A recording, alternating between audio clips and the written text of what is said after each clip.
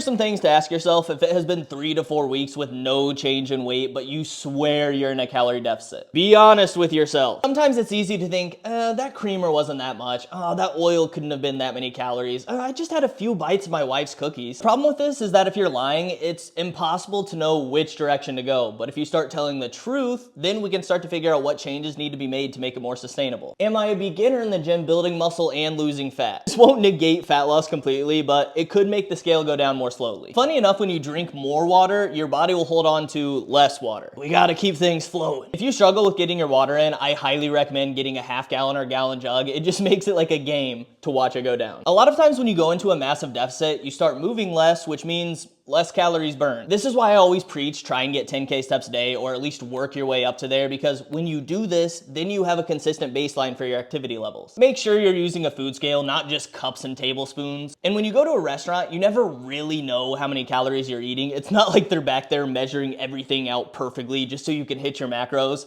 So if you are serious about fat loss, I'd highly recommend just limiting your meals out for a bit of time. If you absolutely have to, just try and find a few restaurants that are macro friendly. Alcohol can make you hold on to water weight. It's 7 calories per gram. And let's be honest, nobody's drinking alcohol and then eating a chicken salad afterwards. They're gonna get a pizza. I'm not saying don't drink. I'm just saying be conscious. And I'm also saying that it does indeed make it more difficult. I've already kind of touched on this, but honestly, you might just be holding on to some water weight. Specifically for girls during that time of the month, but it also could be from stress, extra carbs, extra salt, having a big meal the night before weigh-in, etc. You wanna make sure it's as consistent as possible, so you don't wanna be eating a meal at midnight and weighing yourself at 6 a.m. and then the next week you finish your last meal at 6 p.m. and weigh yourself at 6 a.m. So at least make sure the day before you weigh in is at least somewhat consistent week to week. And lastly, am I eating enough protein, fiber, nutrient-dense foods, and overall calories? Trust me when I say that starving yourself just leads to a cycle of binge eating. You can and you will find a balance if you keep trying new things. I love you. Follow for more.